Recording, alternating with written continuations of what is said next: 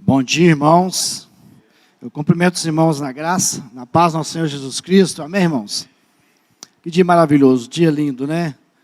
Dia esse que o Senhor nos deu, a bênção, o dom da vida, a saúde, de podermos, mais uma vez, estarmos aqui na casa dele, podermos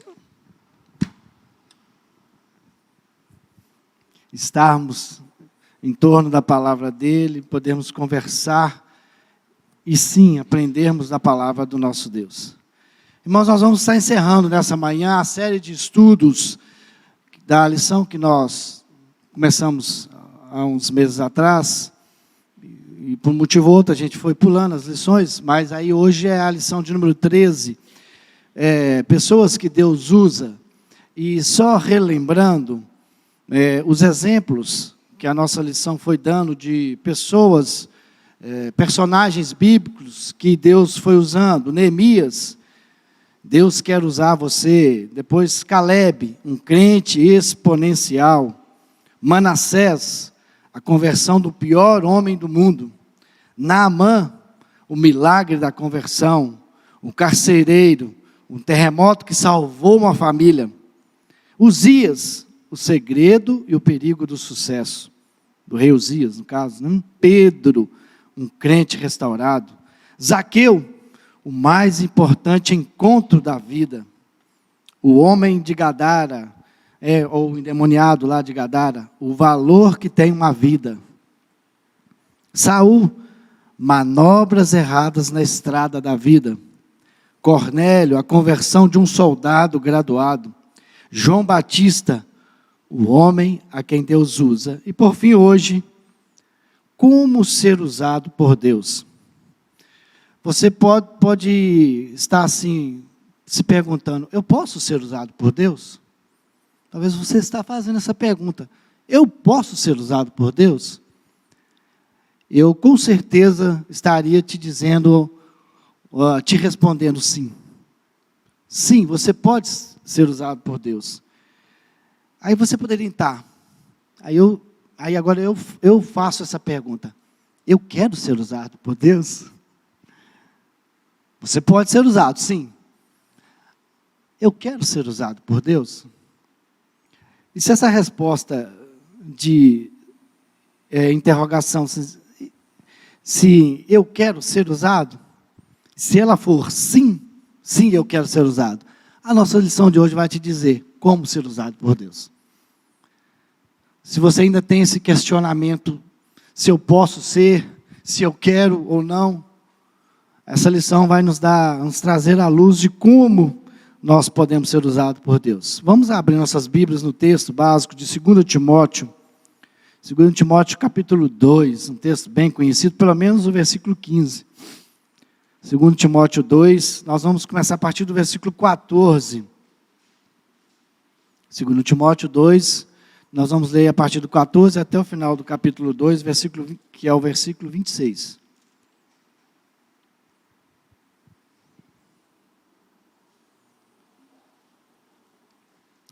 Diz assim a palavra do nosso Deus: recomenda estas coisas, dá testemunho solene a todos perante Deus, para que evitem contendas de palavras que para nada aproveitam, exceto para a subversão dos ouvintes.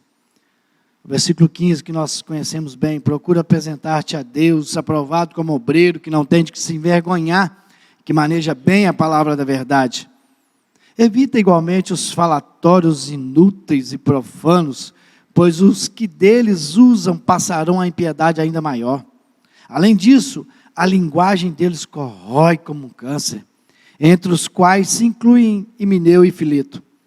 Estes se desviaram da verdade, asseverando que a ressurreição já se realizou, e estão pervertendo a fé a alguns.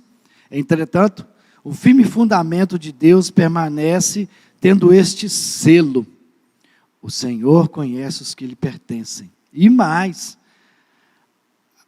aparte-se da injustiça todo aquele que professa o nome do Senhor. Ora, numa grande casa não há somente utensílios de ouro e de prata, há também de madeira e de barro, alguns para a honra, outros, porém, para a desonra.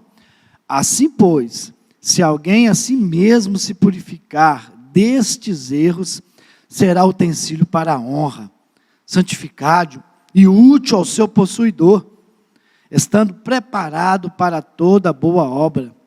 Foge outrossim das paixões da mocidade, segue a justiça, a fé, o amor, a paz com os que de coração puro invocam o Senhor. E repele as questões insensatas e absurdas, pois sabes que só engendram contendas. Ora, é necessário que o servo do Senhor não viva a contender, e sim deve ser brando para com todos, apto para instruir, paciente, disciplinando com mansidão os que se opõem na expectativa de que Deus lhe conceda não só o arrependimento para conhecerem plenamente a verdade, mas também o retorno à sensatez, livrando-se ele dos laços do diabo, tendo sido feitos cativos por ele para cumprirem a sua vontade. Querido Deus, a tua palavra foi lida agora, nesse instante. Agora clamamos ao Senhor, o Espírito Santo do Senhor, que venha nos trazer a iluminação da tua palavra, o discernimento da tua palavra nessa manhã. Ajuda-nos, ó Deus, para que possamos discorrer aqui, conversarmos a respeito desse texto tão rico, tão grandioso e tão desafiador para as nossas vidas. Nos abençoe nessa manhã para que possamos, ó Deus, entender qual é o propósito do Senhor nas nossas vidas. Nos ajude, ó Deus, a entendê-lo e mais que isso, a pôr em prática em nossa vida aquilo, ó Deus, que a tua palavra nos mostra, nos ensina. Nos abençoe, nos guarde, é no nome e para a glória do Senhor que oramos. Amém. Deus quer usar você, meu irmão. Deus quer usar você. Moody diz o seguinte: ele foi um grande evangelista do século XIX. Ele ouviu um pregador que disse: nossa época ainda está para ver o que Deus pode fazer usando um homem cuja vida seja inteiramente comprometida com Ele. Esse homem ouviu esse pregador falando isso, e ele se levantou e disse: eu serei esse homem. E esse Moody foi um grande pregador da palavra de Deus, sendo usado por Deus, multidões se converteram a Cristo. O segredo de ser usado por Deus, irmãos, é a busca da nossa vida de consagração, nos colocando aos pés do Senhor. Esse é o ponto básico das nossas vidas, entendermos a nossa total dependência de Deus. A dependência total de Deus. Entendemos que nós não somos nada, das nossas forças nós não podemos nada, da nossa vã sabedoria, eu sou PhD, sou doutorado nisso, naquilo. Irmãos, Deus usa a quem Ele quer usar, desde um analfabeto, uma pessoa que não é letrado, no mais específico da palavra mesmo, do analfabeto, de não ter um ensino da palavra, ao mais sábio, rico em conhecimento do conhecimento humano hoje. Deus usa quem Ele quer. Tem que haver uma prontidão, tem que haver um entendimento de que nós temos que nos dispor, e o nosso texto nos fala isso. E Paulo nos ensina sobre isso nesse texto, sobre quão importante é nos consagrarmos diante de Deus, nos dispormos diante do Senhor. E esse texto nos mostra 3 situações, dentro do versículo 15. A primeira situação, uma disposição. Paulo fala assim: olha, procura apresentar-te. Procura se apresentar. Procura se dispor. Quando um graduado do exército chama soldado Paulo, como o soldado Paulo se apresentaria? O se apresentar, estou aqui, comandante. Se estou aqui. Ou se está longe, vem correndo. Ou seja, se colocar de frente. Se colocar, pois não, comandante, estou aqui. Quais são as ordens? O apresentar-te, então, é isso. Eu, Senhor, estou aqui, estou de frente do Senhor. Manda as ordens aí, o que é para me fazer? O que é para eu fazer? Então, apresentar-se a Deus, o verbo apresentar vem de paresteme, que significa pôr-se próximo, pôr-se ao lado, inclui a ideia de se colocar à disposição de Deus para ser usado. Então, a primeira atitude daquele que quer ser usado por Deus é se dispor, é se apresentar. Estou aqui, Senhor, me usa. E na última lição nós falamos um pouco sobre isso, que às vezes nós nos perguntamos, até às vezes tem vontade de fazer algo. Não sei se os irmãos lembram, e aí, mas o que fazer? O que eu devo fazer? O que eu vou fazer? Eu ainda não sei o que fazer. Como eu posso fazer algo? Dei exemplos do cotidiano, usei até a dona Lourdes como exemplo, assim, do caminhar dela, ela era usada por Deus, do trabalho para a casa, da casa para o trabalho. Então, muitas vezes nós estamos, mais uma vez, só numa pinceladinha, querendo usar técnicas grandiosas, sendo que nas coisas mais simples do nosso dia a dia, nós podemos ser usados por Deus. Basta, às vezes, nos dispormos, as oportunidades surgem a cada momento, todo momento. Às vezes você está no supermercado, alguém... Oh, Jesus te ama, do nada, você pode, Deus coloca situações na nossa frente, nós temos que nos dispor, nós temos que agir, sair da inércia. O que é inércia? Estar parado. Você precisa fazer algo, o sair da inércia é se mover, abrir a boca, falar, ou que não fale, mas demonstre um gesto, em que Cristo vai ser glorificado, vai ser exaltado, o nome dele vai ser dito a outras pessoas, mesmo sem palavras, irmãos. Às vezes não precisa ser proferido palavras. O Senhor quer te salvar. Às vezes a pessoa vai entender isso com gesto, com atitude, mas tem que sair da inércia.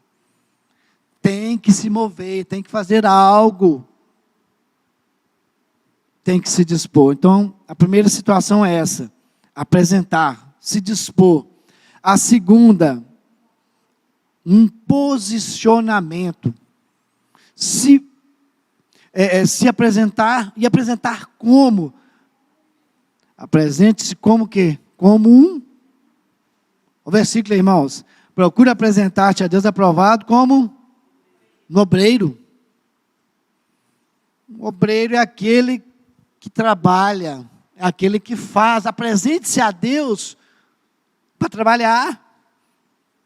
Primeiro posicionamento, se disponha, tome uma decisão, eu vou fazer. Aí eu vou fazer como? Se propõe a fazer algo, ou seja, venha com essa atitude a fazer algo, ser um obreiro. O obreiro é da palavra ergates, é aquele que trabalha com todo o esforço possível, com diligência, com cuidado, com zelo. A natureza do obreiro é o serviço. Nos apresentarmos a Deus para servi-lo. E aí você pensa, mas eu sou tão fraco, sou tão limitado.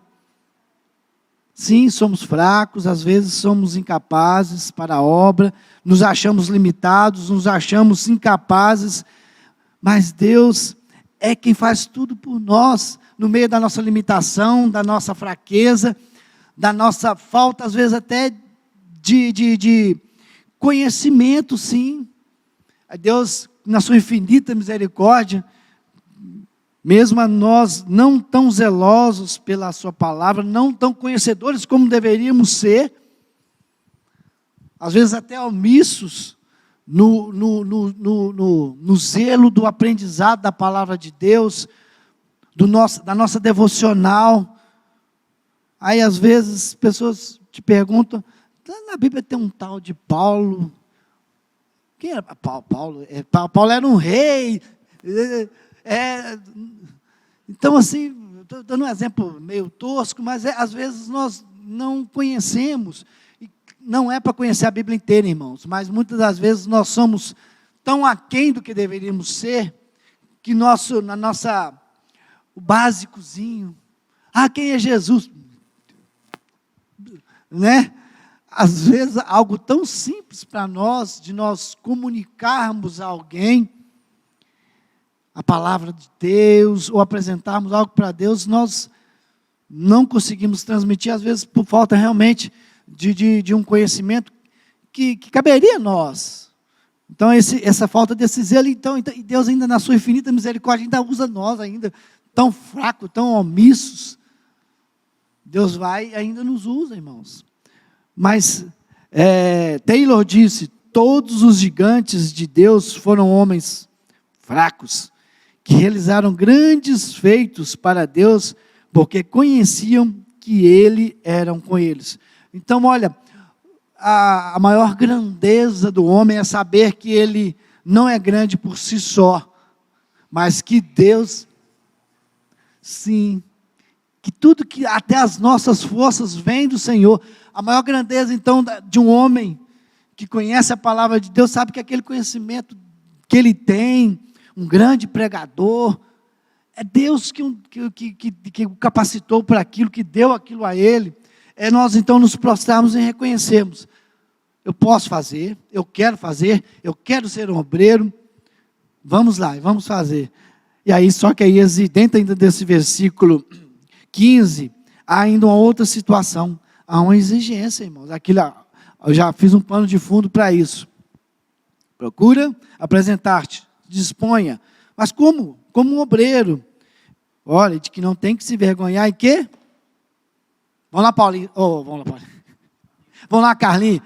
E que maneja bem a palavra da verdade. Então, vamos lá. Há uma exigência aí. Será que nós estamos, então, sendo esse bom obreiro? Que mais simples que seja, maneje a palavra de Deus. Então, se não, irmãos, vamos nos preocupar com isso. Como é que nós vamos falar de alguém que nós não conhecemos? Como é que eu vou apresentar alguém, uma pessoa para alguém que eu não conheço? Ô fulano, vem cá, deixa eu te apresentar esse... como é que é seu nome? Carlinhos. Bom, deixa eu apresentar para vocês aqui, olha. Esse é o Carlos, é o sogro do Vinícius, é o pai da Ariel, marido da Marcélia. Eu já tenho algumas coisas que eu conheço do Carlos. Você imaginou? Eu vou apresentar para a Carol aqui. Se eu não tenho como eu vou apresentar? Como eu vou apresentar Jesus, o Salvador das nossas vidas, o Senhor? Eu não conheço. Irmãos, há uma exigência aí. Mas eu não conheço. Então, a partir de hoje, eu vou me dispor para ser útil na obra do Senhor. Eu quero ser um crente que Deus usa. Eu vou me dispor. Eu quero ser um obreiro para trabalhar e vou buscar o conhecimento. Irmãos, isso é de suma importância para as nossas vidas. Esse conhecimento dessa sã doutrina, os versículos para frente vão falando, sabe por quê? Porque os dias são difíceis. Olha aqui, virão aqueles que virão a deturpar a fé. O versículo fala aqui, olha, Timóteo, prepara aí, meu irmão. Vão começar a subverter, vão levantar pessoas para atrapalhar o seu ministério. Ele colocou até 2 nomes aqui, ó, o Himeneu e o Fileto. Vão surgir mais gente igual esses 2 camaradas, Himeneu e Fileto, que vão se levantar para atrapalhar os falsos profetas. Como você, então, vai apresentar e debater com a pessoa com a falsa doutrina, com o falso ensinamento, se você não tem o bom ensinamento. Se você não maneja bem a palavra da verdade e não conhece a sã doutrina. Carlinhos, tem jeito? Tem jeito de você debater com alguém sem conhecimento de causa? Não tem jeito, irmão. Se vier um ateu, uma pessoa que realmente, não, Deus não existe, vocês ficam falando de Deus, Jesus não existe, vocês ficam, se Deus existisse, não estava acontecendo isso no mundo, né? Vamos lá. Então, meu irmão, seja firme na sã doutrina. A firmeza na doutrina começa quando fugimos das discussões profanas e da maledicência. Paulo falou que evita isso aí, vamos lá. Fujamos dessas discussões que às vezes não trazem nada. Mas uma coisa, nós temos que sustentar a bandeira da sã doutrina, da palavra verdadeira, da palavra salvadora, porque esses ensinos falsos, esses ensinos errôneos, dessas pessoas que querem deturpar o evangelho, a palavra de Deus fala, são como uma doença do câncer, se espalha rapidamente, de maneira fatal, mata a pessoa espiritualmente. Um falso ensinamento mata a pessoa espiritualmente, irmãos. Destrói a sua vida espiritual, adoece uma pessoa. Por isso que nós temos que estar firmes, e a igreja é o local para nós estarmos sustentando esse ensinamento. Lá quando nós abrimos em 1 Timóteo 3, 1 Timóteo 3, o versículo 15, olha aqui que interessante, para que se eu tardar, Paulo ainda falando com Timóteo, fique ciente de como você deve proceder na casa de Deus. O que é a casa de Deus? A casa de Deus, a igreja do Deus vivo, coluna, baluarte da verdade. Meus irmãos, aqui dentro deste edifício, o que sustenta esse edifício, a coluna é isso aqui, ó. É a palavra, não são essas colunonas grandes aí não, aí já mudei a linha de pensamento.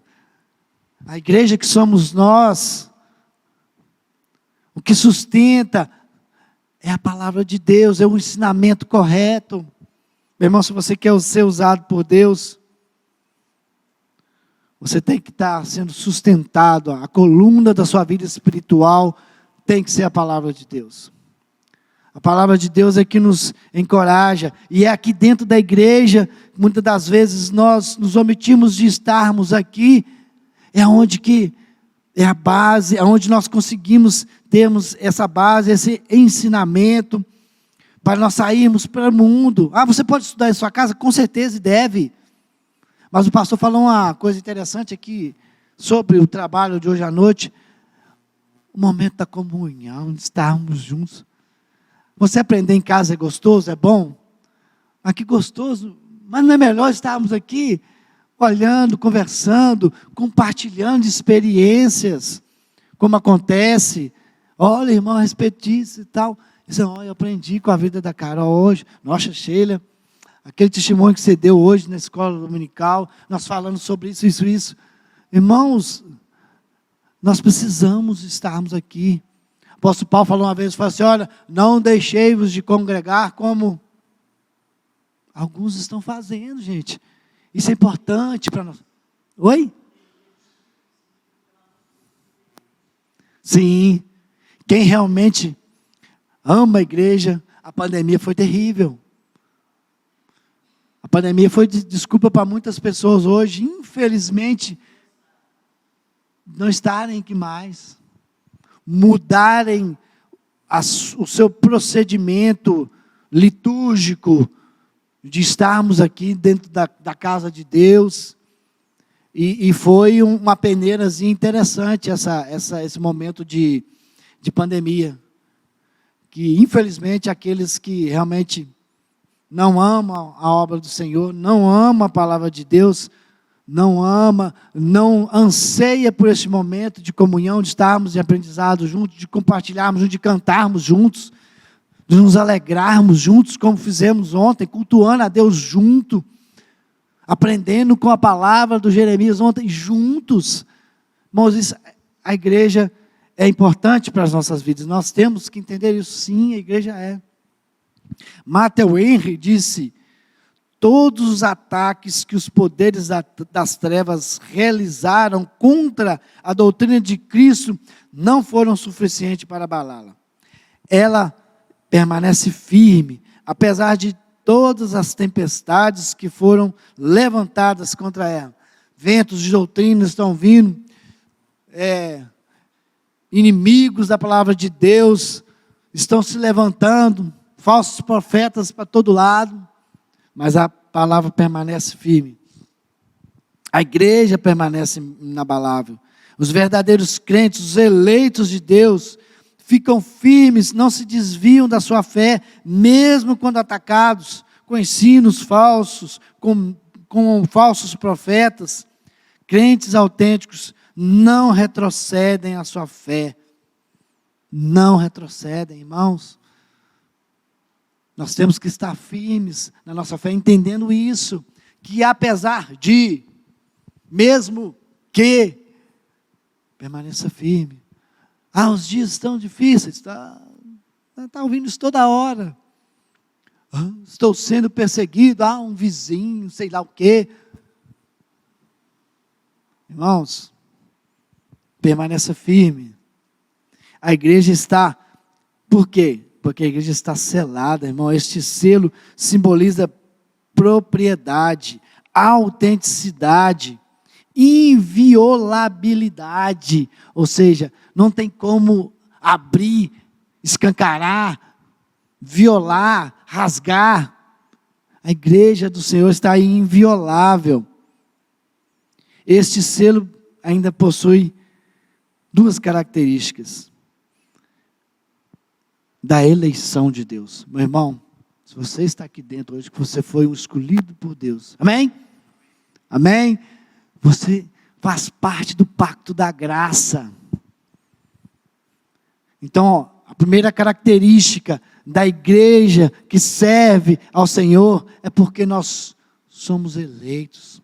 Deus escolheu você para estar aqui hoje, e Deus escolheu você para ser um obreiro.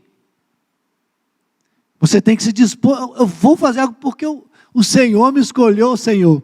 Eu estava ali, aquele caquinho, tem gente que fala aí, né, que caquinho, né, que caquinho de velho, morto em meus pecados e delitos, e Deus me elegeu, falou, é você que eu quero, dentre tantos, que pela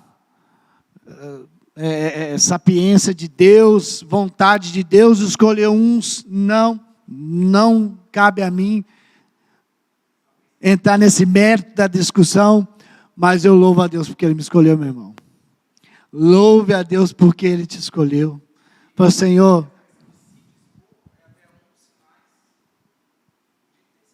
de ter sido escolhido. Eu me disponho realmente porque eu fui um escolhido. Eu faço parte dessa eleição maravilhosa, dessa escolha maravilhosa que Deus foi lá e fez assim, você eu quero, você é meu, você também. Irmãos, é maravilhoso demais quando a gente pensa assim, às vezes, tem uma música que diz assim, por que eu, Senhor? Mas é porque Deus quis. Fala sobre o amor de Deus, eu não lembro mais a letra, mas é mais ou menos isso, que a letra fala assim, olha, eu fui atingido pelo teu amor, é uma cantora, fala assim, Senhor, por que eu? Mas obrigado por ter sido eu. Muito obrigado, Senhor, por ter sido eu. Então, uma das características, então, dessa igreja, que se preocupa em manter firme o fundamento, que não é inabalável, que está selada ali pela graça, pelo pacto da graça, por essa eleição divina, buscam a santidade de vida, irmãos. Aquilo que eu comecei no iníciozinho lá, busca de santidade. Rubens, como é que eu vou galgar essa santidade. Como? Como? Buscar a presença de Deus, como? Vida de intimidade, como? Orando, lendo a Bíblia. Aí você fala, mas só isso? Irmãos, o problema é que, às vezes, nós não fazemos. Queremos, vou ser o santarrão, e você não busca, não se dispõe, não procura conhecer a Deus, não procura ter intimidade com Deus.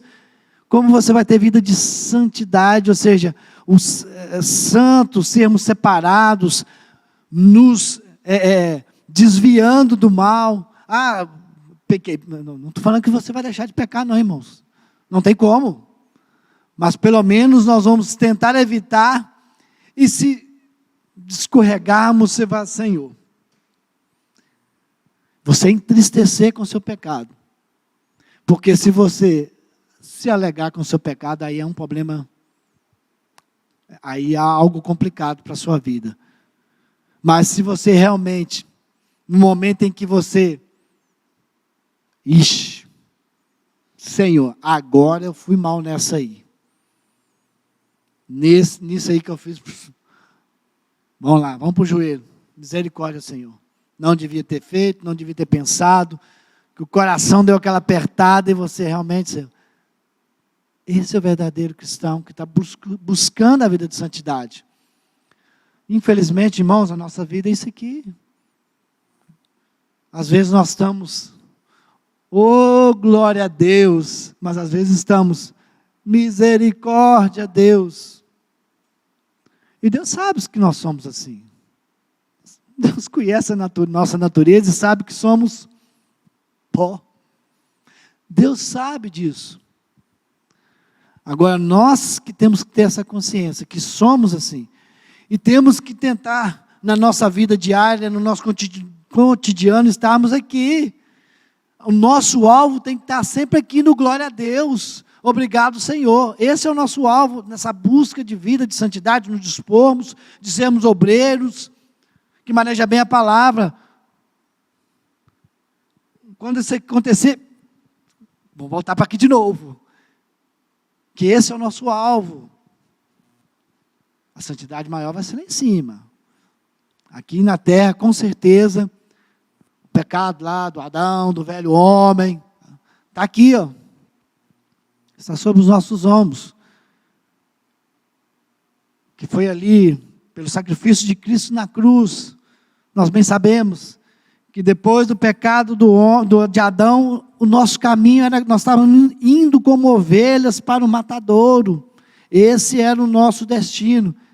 Aí veio Jesus Cristo e firmou aquele pacto maravilhoso da graça que atingiu a cada um de nós.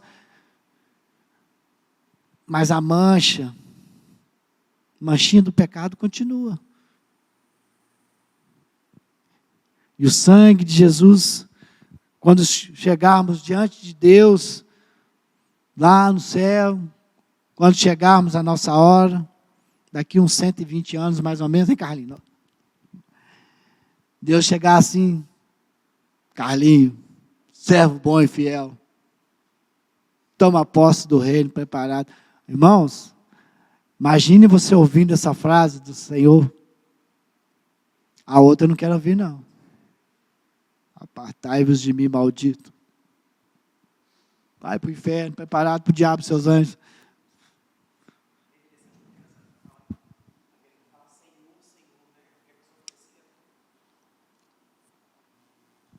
Pois é.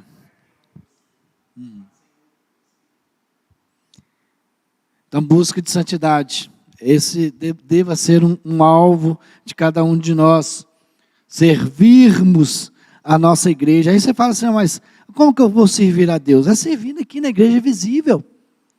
Sim, eu, você, Carol, pastor, todos nós fazemos parte da igreja visível, ou seja, eu consigo ver, é algo que eu consigo ver. Carol, pastor, cada um de nós. Agora o nosso alvo é a igreja invisível. Alguns já receberam a bênção de estar lá.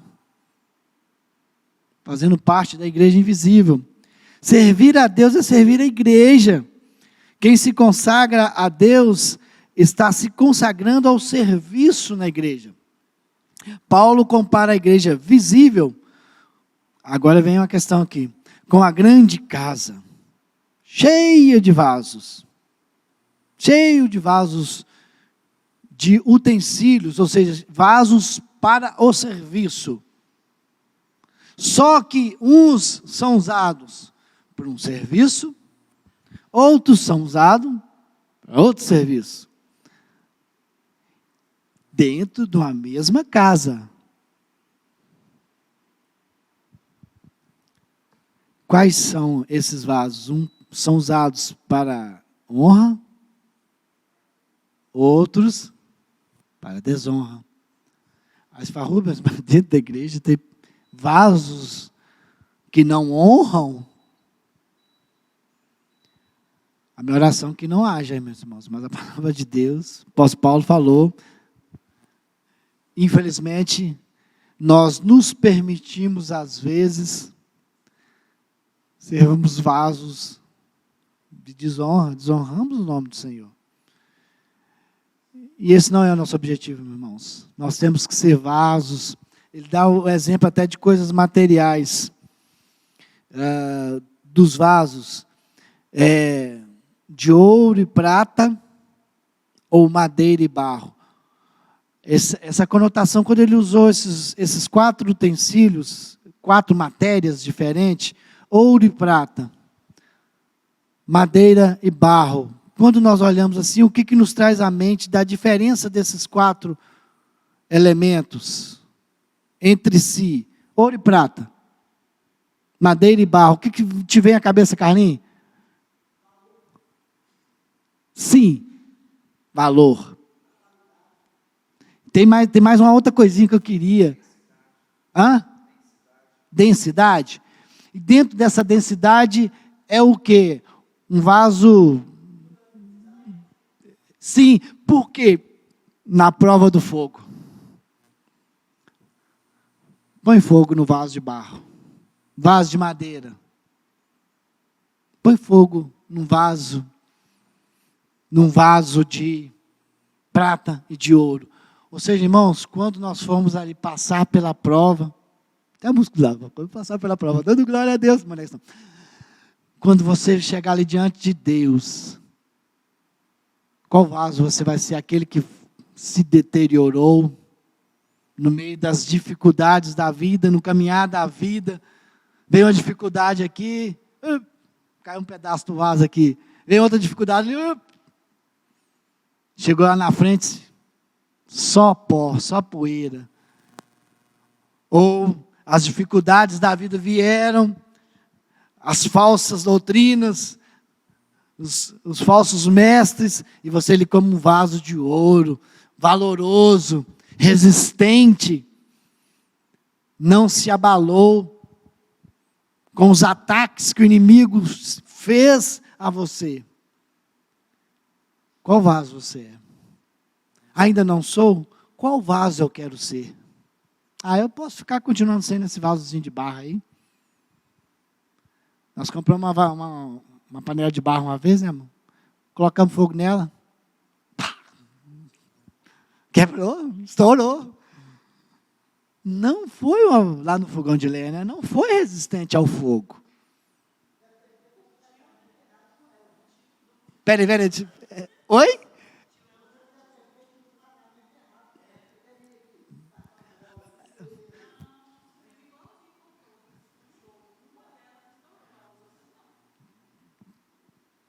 Gente, não atrapalha minha lente de pensamento. Não, o vaso era ruim, barro quebrou e pronto. É porque era ruim, fraco. Vem com hidratar aí que se põe fogo e vai aguentar. Não aguenta.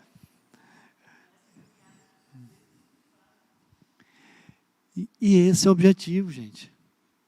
Muitas das vezes nós nos permitimos, isso que eu estou dizendo, nos permitimos a nos tornarmos fracos, suscetíveis a receber, porque o inimigo está aí, batendo. E às vezes nós nos permitimos mudar de matéria. Estávamos ali como um vaso de prata, de ouro, e um vasozinho de barro que quebra quando põe fogo nele. Mesmo se passar o óleo e queimar. Isso não tem que ser nossos objetivos, irmãos. Estarmos firmes, sendo esses vasos que honram o nome do Senhor, que glorificam o nome do Senhor. É a igreja que é essa grande casa, que somos nós os vasos na mão do oleiro do Senhor, que se porventura, igual Sheila, você falou, o oleiro vai lá e restaura. Pode ser que na caminhada você realmente caia e se quebre todo, mas Deus é capaz de voltar e refazer esse vaso, para a glória dEle, para que nós sejamos usados nas mãos dEle. E assim, então, como tem que ser a nossa vida de purificação, assim, usando esse pensamento dos vasos. Deus é santo, Ele não usa, Ele usa somente pessoas santificadas. Paulo diz, assim pois, se alguém a si mesmo se purificar destes erros, será utilizado para a honra, santificado, útil ao seu possuidor, estando preparado para toda boa obra. Meus irmãos, nós temos que nos dispor, como nós falamos lá, para sermos úteis na mão do Senhor. Deus quer nos usar para que nós possamos trazer algo de benefício à obra dEle. E nós vemos aqui três palavrinhas que ele fala, então, lá no versículo 22 e 23, para que nós continuemos nessa vida, buscando a santidade, buscando sermos vasos de honra na mão do Senhor, para sermos usados ao Senhor. Ele fala 3 ações aqui, no versículo 22 e 23. Primeiro, foge. Foge ao trocinho das... Corre, irmão. Como diz a palavra, sai fora. Muitas das vezes nós começamos a brincar com o pecado. Começamos a permitir certas coisas que o inimigo fala, opa, estou indo no caminho certo. Corre, o apóstolo Paulo fala o quê? Foge, que é da aparência. Não é nem do... Se você está vendo que o negócio da aparência, de longe você está vendo que não vai dar certo, foge, corre da aparência do mal.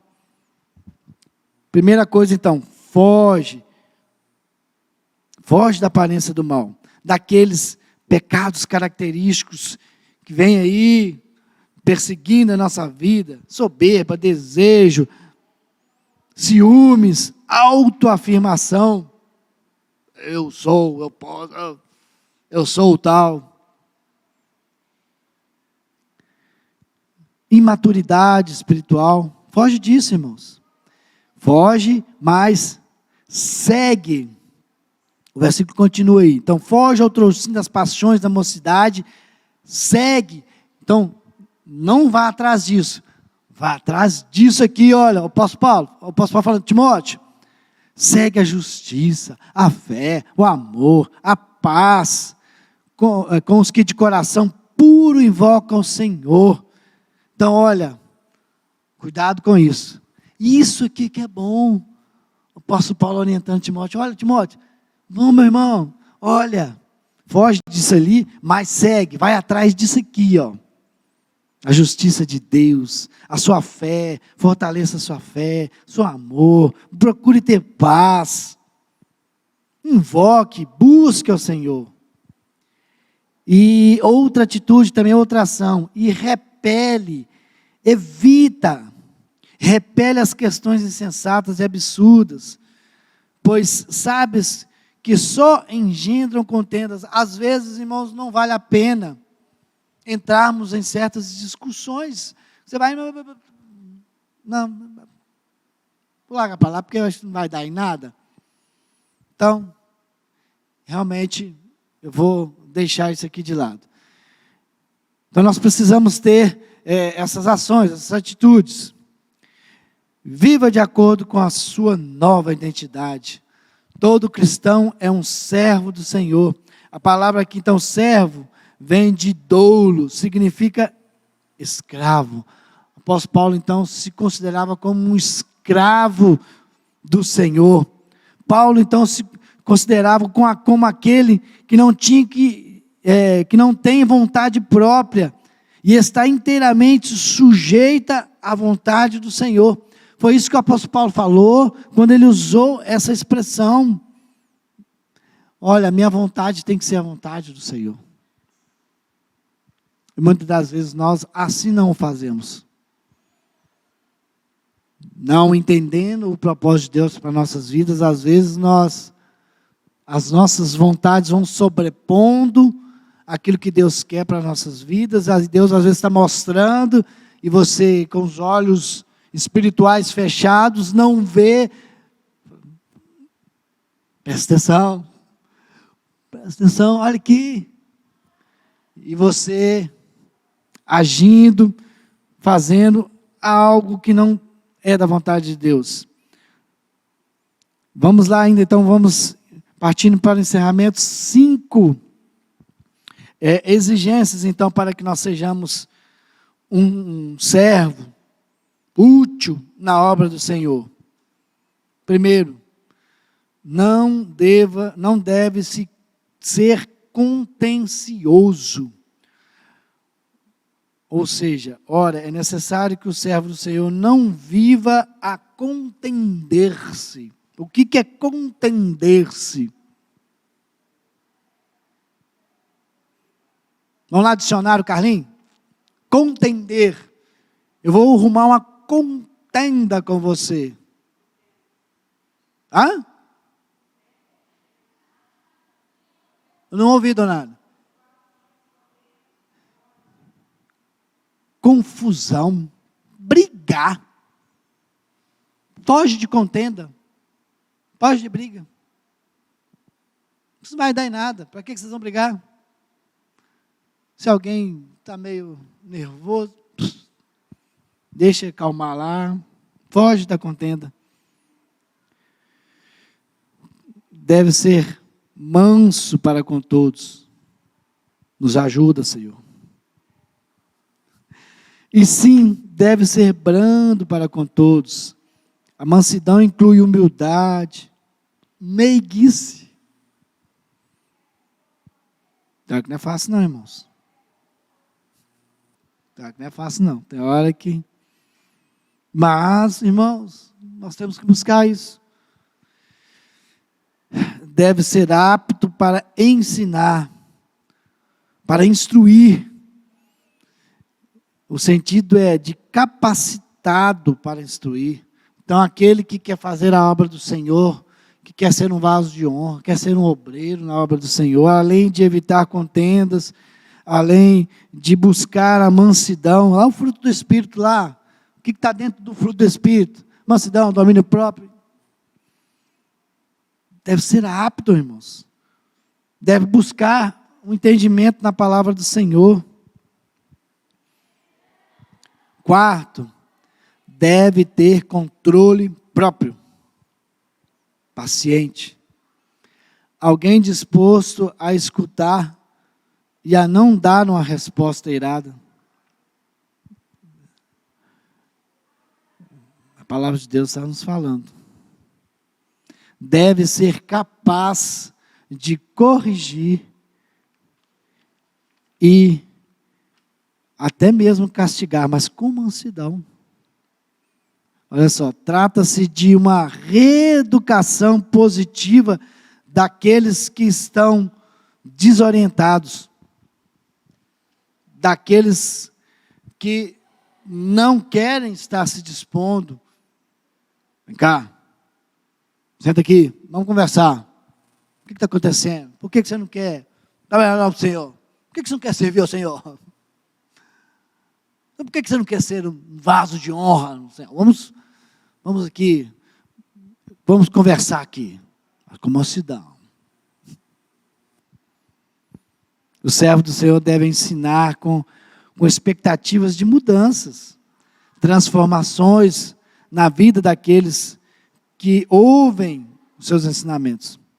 E a partir desse ensino, dessa doutrina, ministrado aos que se opõem, Deus pode produzir neles arrependimento, recuperação da sobriedade e libertação das armadilhas do diabo.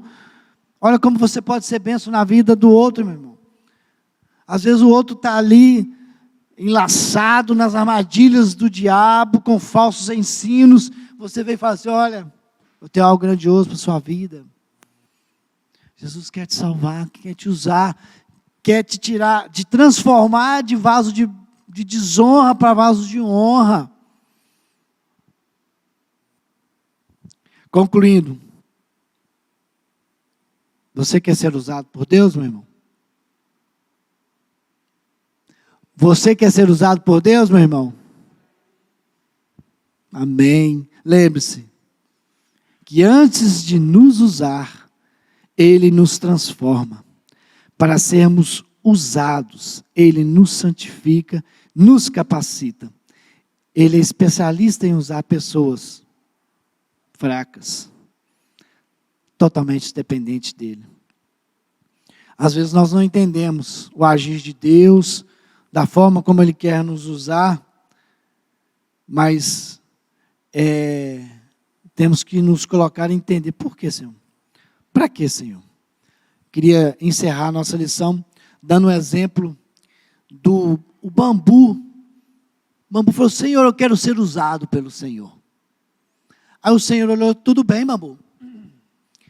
Eu já sei aonde vou usar você. Já tenho uma utilidade para você. Já sei o que eu vou te fazer. Pegou o facão, está afiando o facão. Bambu regalou o olho e falou assim: meu pai, e agora? O Senhor pegou o bambu e arrancou ele lá na raiz. Ele falou: Senhor, eu queria que o Senhor me usasse, mas para eu te usar, eu vou ter que te arrancar onde você está. Onde eu quero te usar, você não pode estar aí. Eu preciso te tirar da onde você está. Bambu: tudo bem, Senhor. Então me use. Aí o Senhor pegou o bambu, mirou ele, cortou o bambu de cima e embaixo e falou: Senhor, tu já me cortou de lá. Só me tirou de onde eu estava. Bambu, para eu te usar, eu preciso te transformar. Da forma como você estava, você não me seria útil, bambu. Tudo bem, Senhor. Aí o Senhor vem. Vocês conhecem bambu, sabem que ele tem nós, não tem? E dentro do nó dele, ele é o quê? Ele é fechado ali. Aí o Senhor começou lá com o facão, tirando aqueles nós de dentro dele. Falou: Senhor, o Senhor já me tirou de onde eu estava. O Senhor já me cortou no meio. Agora o Senhor vem tirando isso de dentro de mim. Bambu, se eu não tirar isso que está de dentro de você, você não vai me ser útil.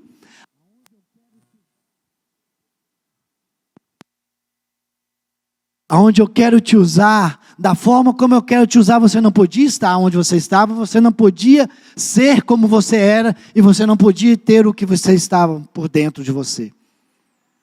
Bambu, tudo bem, Senhor. Como o Senhor quer me usar? Olha, está vendo aquela minazinha ali de água? Eu preciso transportar água para lá. Eu preciso que essa água vá lá. Aí o Senhor colocou lá na mina a água, foi emendando o bambu, até a água cair lá. O Senhor falou assim: era assim que eu precisava te usar.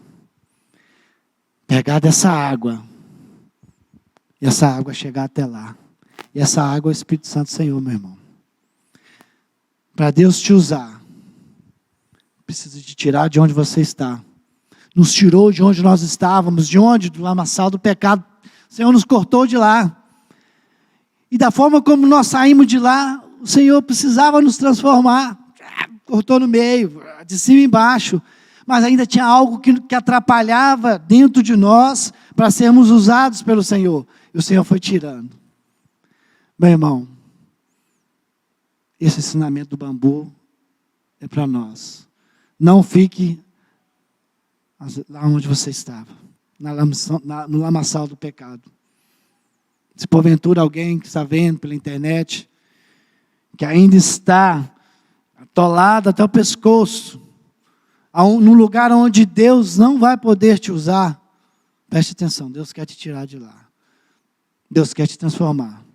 E Deus quer tirar de dentro tudo de você para que essa água viva, flua e chegue até onde Ele quer que chegue. Amém, irmão? Deus abençoe. Vamos orar. Alguém mais quer falar? Alguém quer mais falar alguma coisa, contribuir com a lição dessa manhã? Eu vou estar orando, depois eu vou passar a palavra para a Carol, que tem uma palavra. Querido Deus, nessa manhã em que a Tua palavra nos admoestou, nos confrontou, oh Deus, com as nossas atitudes, com a nossa forma de ser. Deus, tem misericórdia de nós, se porventura, Deus, nós não estamos nos dispondo, não estamos sendo vasos de honra, não estamos sendo obreiros na obra do Senhor, não estamos buscando ser bênção. Tem misericórdia de nós, ó Deus. Corta-nos, tira-nos de onde estamos, onde não estamos sendo úteis ao Senhor. Transforma a nossa vida, tira de dentro de nós, ó Deus, tudo aquilo que está impedindo o Senhor agir, nós sermos canal de bênçãos, levando água viva, transformar pessoas, ó Deus. É isso que o Senhor quer de nós, que nós transformemos pessoas, sendo usados pelo Espírito Santo, Senhor. Abençoe a cada um de nós nessa manhã, ó Deus, para que sim, nós falemos assim, Senhor, quando o Senhor vier com a pergunta, a seara é tão grande, quem enviarei, quem há de ir por nós, que nós possamos dizer, sim, Senhor, eu vou, eu quero fazer a obra do Senhor, quero trabalhar na obra do Senhor, quero ser bênção, quero trazer pessoas a conhecer ao Senhor, aos pés do Senhor. Usa-nos, ó Deus, para a honra, para a glória do Senhor que oramos hoje, para todos sempre. Amém.